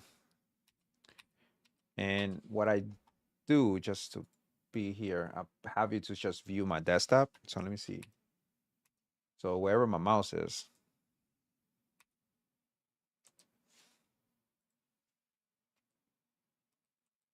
it's crazy. Let me see something here.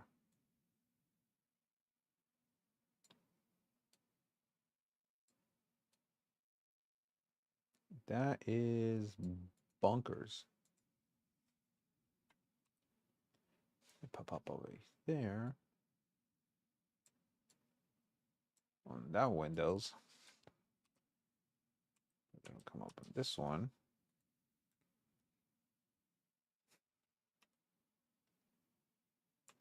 That is bunkers. I'm looking at my screen. I have like two monitors. This is my main monitor here. When I'm doing, this is what you see. And then my other monitor, that's what I have my OBS, so I can see what I'm doing.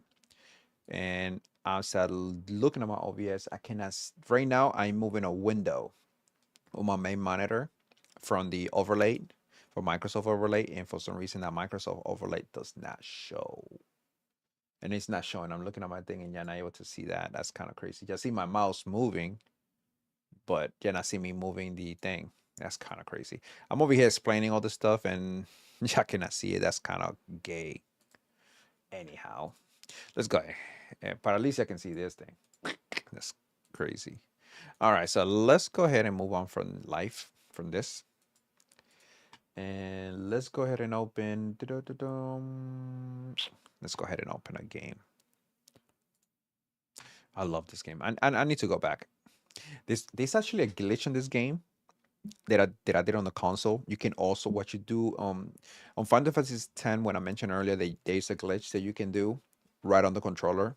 You have to do certain things, certain actions, so you can kind of max out your character HP. And this way you have your maxed amount to 999, and also you can do 999 damage and all that stuff. So here there is a glitch that you can also do the same thing. You have to be in a specific event, and also you have to go to the hotel. So when you register to the hotel, you have to eat and do certain things while you're in the hotel, and then your characters are level gonna max out. You're not doing nothing. Your character's gonna be sleep, wake up, they're like 2 levels up. Sleep, wake up, couple levels up, and they're gonna keep leveling up, leveling up. They're gonna getting a ridiculous amount of XP. And before you know, you're already maxed the F out. But it has to do with hotel. I will have to make a video to show you how you do that. But if not, you can go to YouTube, type it in, hotel glitch for Final Fantasy 15, hotel glitch to max level something, and you'll be able to see exactly what you need to do. But I have to show you exactly what you need to do first. You have to hit a specific thing, kill a specific monster, go to the hotel, and you rest. As you rest, all the XP come in, but never leave the hotel. And then you do it again. Order the food, whatever, and sleep again. And you keep doing that over and over and over again. And you max out the crap out of your character. I'm gonna need to play on the Windows edition right here, the Windows edition, to see if it works. Because again, on Windows I haven't played it. I played the crap out of this on Xbox, but on Windows, oh damn, I got this itch in my nose. But on Windows, I haven't played it yet. So when I do, that's the first thing I'm gonna do. When I get to the hotel, I'm gonna try to do it there. And if it does work, great. And then I'll make a video how to do it. So we'll do a backup of that save before I go there, and then do it and record it to see if it happens. If it does happen, then I'll upload that video. When that's gonna happen, who knows? It could be tomorrow, it could be in a year, it could be 2 years. By that time, who cares? But anyway, who knows? But whenever it happens, it happens. Anyway, let me freaking clear this screen here. Let's double tap here to reset. Okay.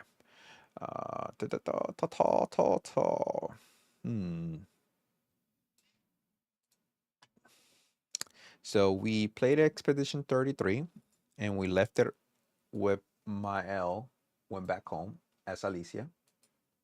And that's what we're gonna continue. We're gonna continue that story. So I'm gonna play until she's back in the thing, me for the next couple of hours, and then I hit the road, Jack, and never come back no more, no more, no more, no more. Hit the road, Jack.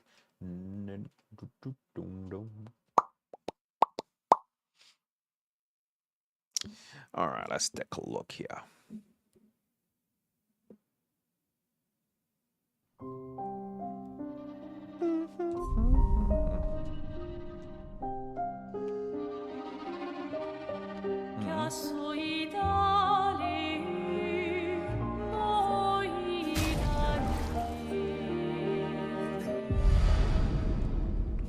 Do-do-do-do, do-do-do-do.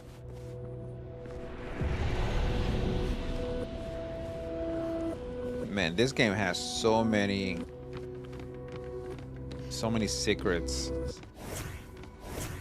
That's me switching characters, and it's not allow me. Woo, woo, woo. Come along now. I'm in Renoir's atelier.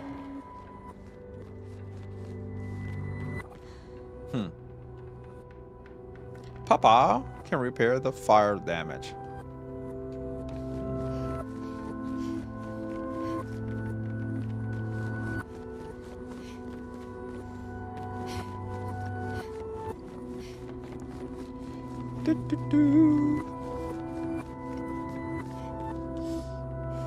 There's nothing for me outside this door in Paris.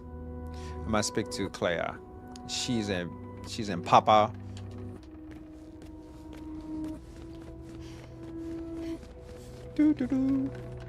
Oh, this closed. So basically, we gotta go here. Quit dawdling. Just End of the quit corridor. dawdling. You know where it is. The corridor. Quick darling. Oh, finally we in this room.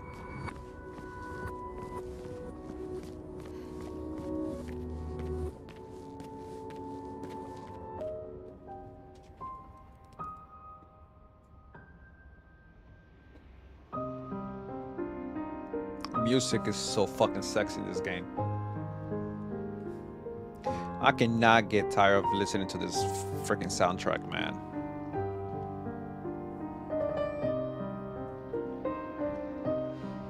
Every enemy that we fought, they're all in a painting. Renoir and the paintress.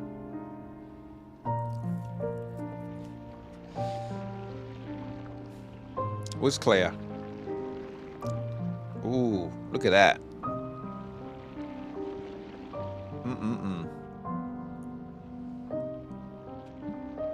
Finally. Oh, she's barefooted. Our little shadow is awake.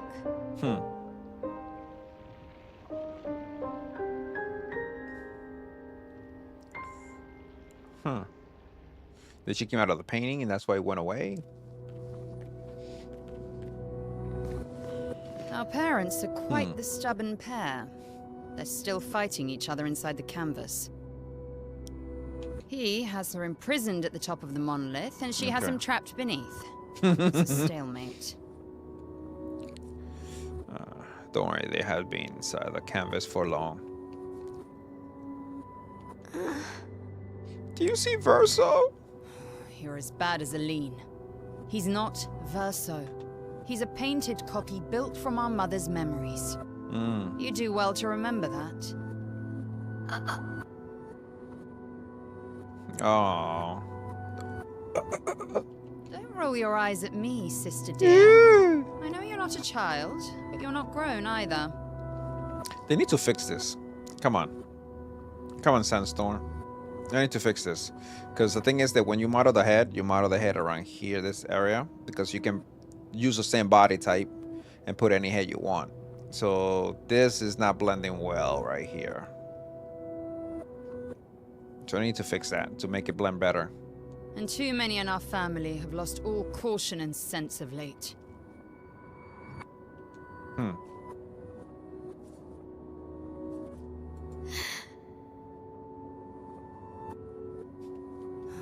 They've spent longer than this in other canvases. It's not that dire.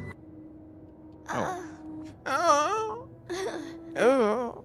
Her vocal cords fucked up Yes, from the I burn. know. Maman's been in there for quite a while already. Mhm. And Renoir is wasting time in there, trying to help someone who doesn't want his help. We have more urgent matters to attend to.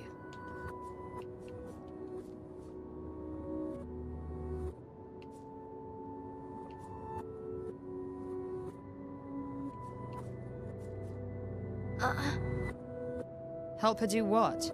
Run away and hide? Yes. She's already succeeded there. But Claire is a bee.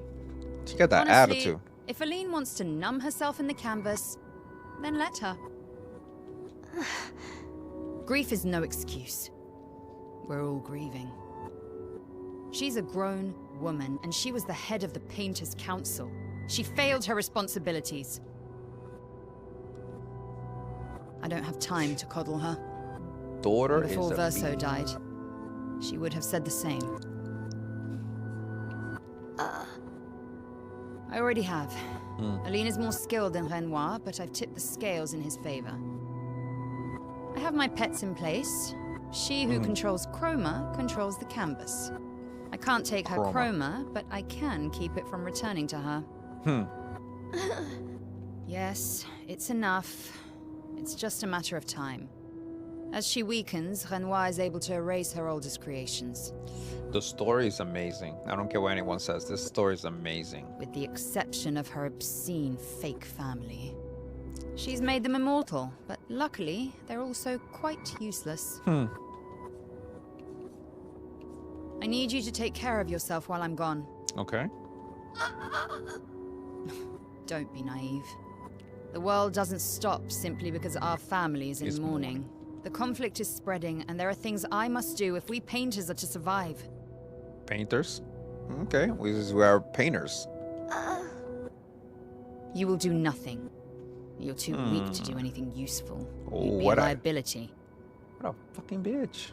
The writers used you against us once before. They won't hesitate to use you again. The writers? So, do we have another set of villains? So we got the painters. That's us. And then we got the writers. Is our last name painters? And then their last name is the writers. So... And I can't promise that I'll make the same choice Verso made. Verso traded his life for yours. I both love and hate him for that. Although what? if you really want to be useful, then enter the canvas and help Renoir. I need him back here sooner rather than later. Damn. I'll fight this war alone if I have to, but I'd really rather not. Can you handle that? Yeah, I guess. Lest you forget, the only reason those two are in there is because your naivety cost Verso his life.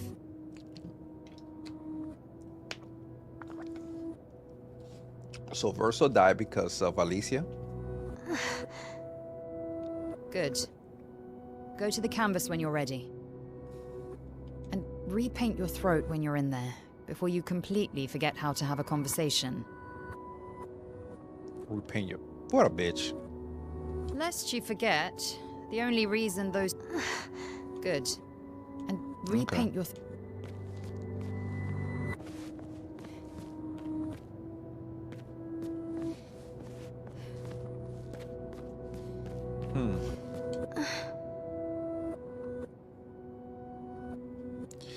All right.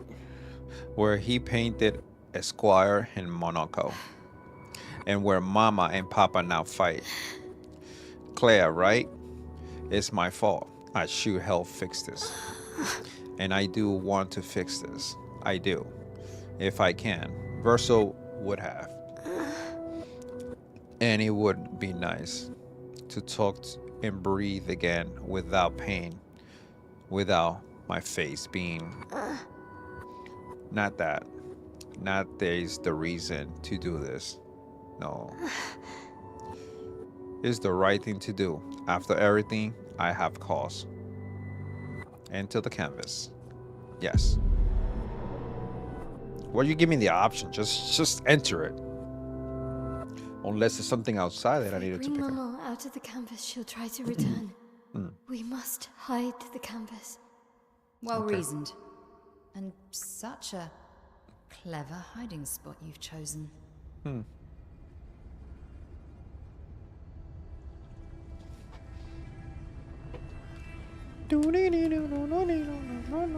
She'll still find it, but I'm impressed.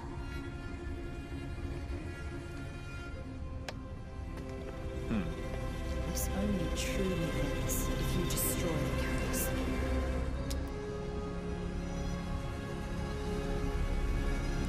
She loves her brother so much. That means stopping the final sliver of Verso's soul from painting.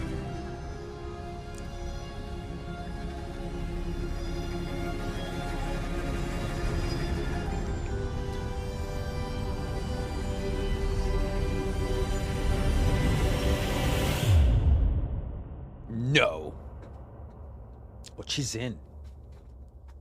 And he's only one eyeball that got the painting on it.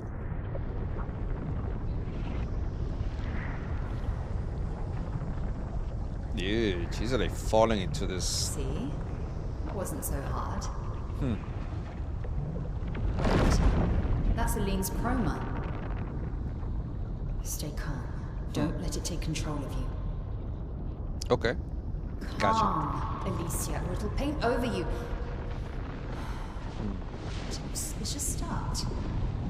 Well, you're about to be reborn in this world as one of Aline's creations. Have fun. At least this will keep you out of trouble until I get back. Holy shit. This is why Alicia and Mael look the same. One is burning, one is not. Because Alicia, this is Alicia. The other one is a painting version of Alicia. So Mael is the real Alicia. Chromatic Nevron are much stronger than regular whatever.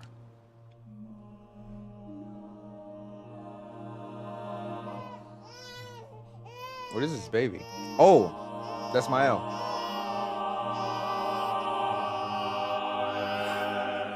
She's a girl. She's a girl. She's beautiful. What a lovely voice. My love, did you decide on a name? Mael. Yes. Oh, my darling girl. We have precious little time together. Damn, You'll before never know us. this Degamash. But I want you to know that you are loved. I want you to know you're not alone. You will always be the beautiful child I held in my arms. You will smile the brightest smile.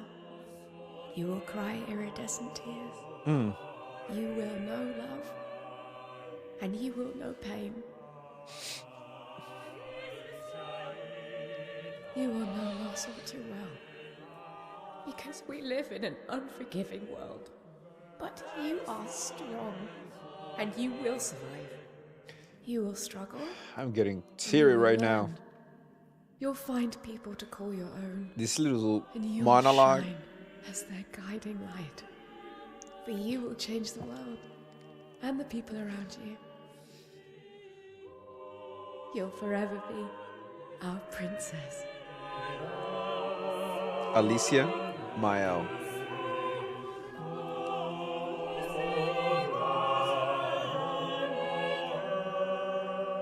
Who are one and the same.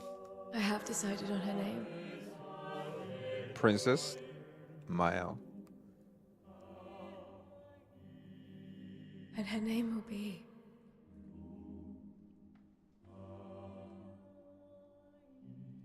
Mael.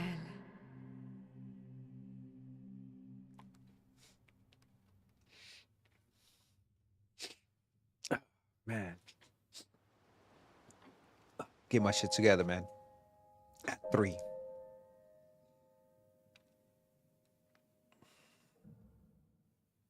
And they added new abilities for the character, so I want to figure it out how you can get those abilities.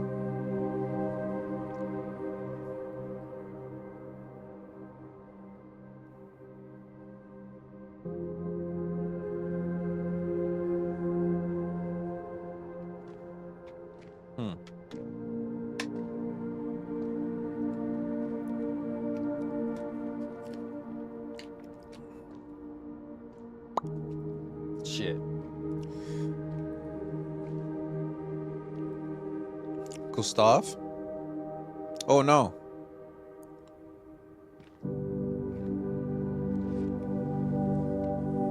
Verso. The paint version of Verso. The fake Verso. Actually, Maya. I prefer Maya. I think I do too. But I'm not really Verso, and you're not really Mael, are you? You're not Verso, no. You look and sound just like him, but you're you. Damn. Like she knows Still Mael, though. she needs to be Gamache so she can become herself.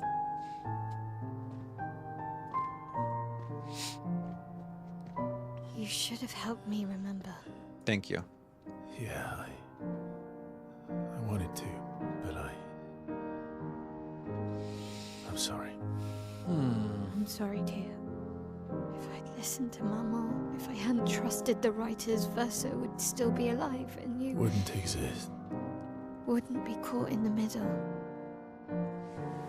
Mama did a terrible thing, painting you into Verso's canvas, giving you his memories, pretending the fire only took me. But I'm glad you exist. Your father was right to erase everyone is better this way. Better for who? For real. Verso would never have wanted his canvas gone. He loved Esquier and his gestrels and Grandis. It was killing our mother.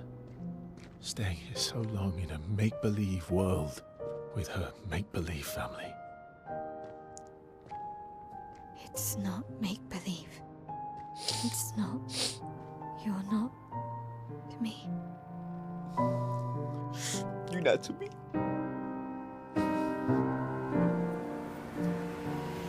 Papa's here. He'll help me fix Lumiere. Will he? No. Maman painted a rather unflattering portrait of him. He's much warmer than the Renoir, you know. I bet.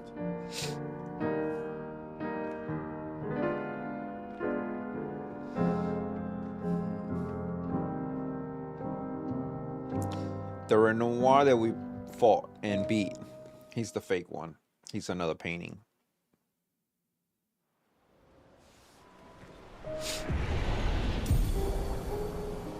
The painted power. Do more. The power to deal more than 999 damage. Your father was the one erasing everyone. Why would he help repaint everything? I hid the canvas before I entered, so Maman can't come back again. There's no need to erase the canvas anymore. He'll want you to go home. I'm not at risk like Maman. I haven't been in this canvas that long. Besides, Papa has a soft spot for me. He'll listen. You sure? I'm looking for stuff just in case anything around for me to pick up.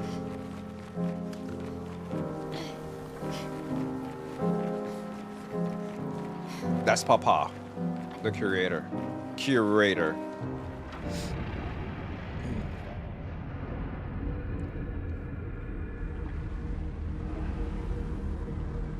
Yo, this guy's a beast.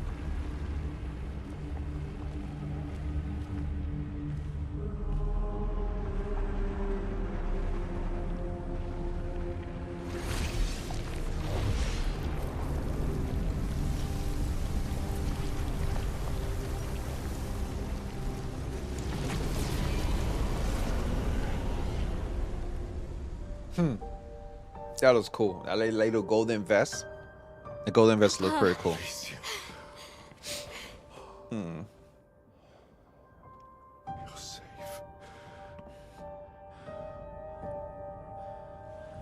thought I told you to stay home. Technically, my body's at home. True. True.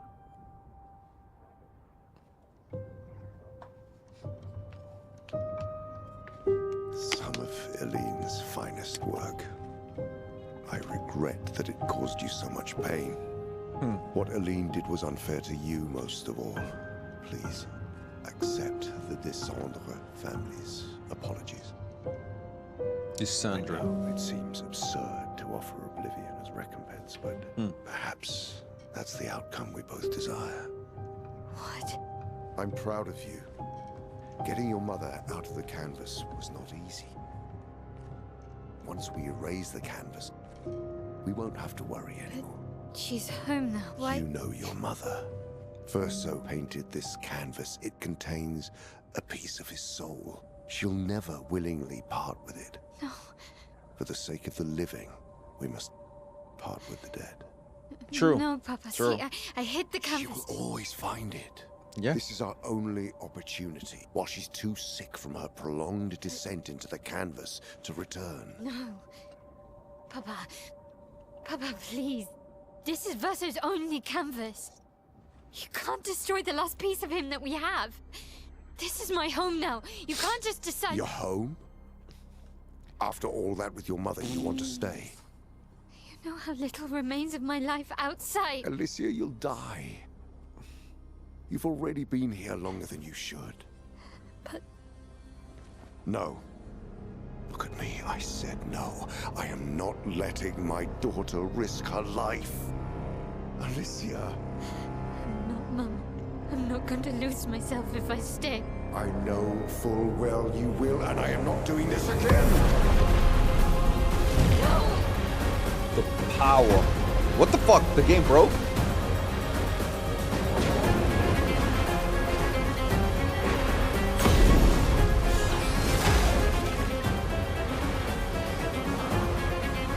The fuck? What are you... It's time to go home. What is going on? The game broke. You see, you can kind of see the game.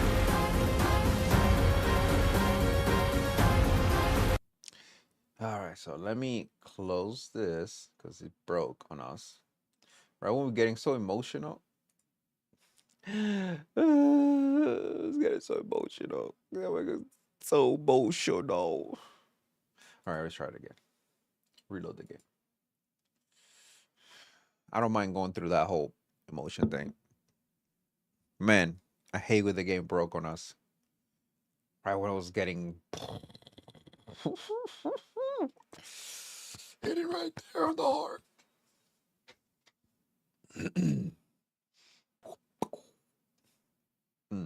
Oh. Oh. Something's breaking on me.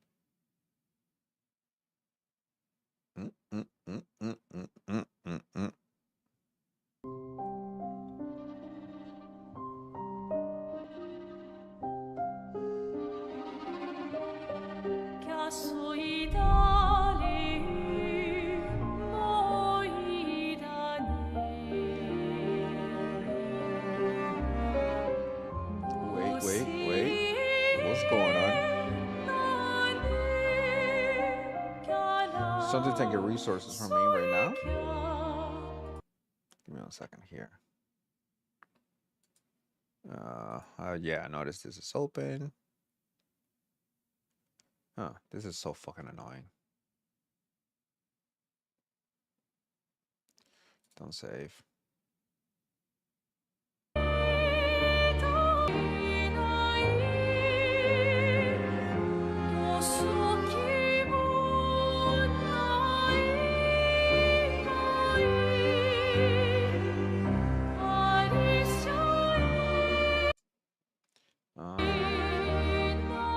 Closing some windows just to make sure maybe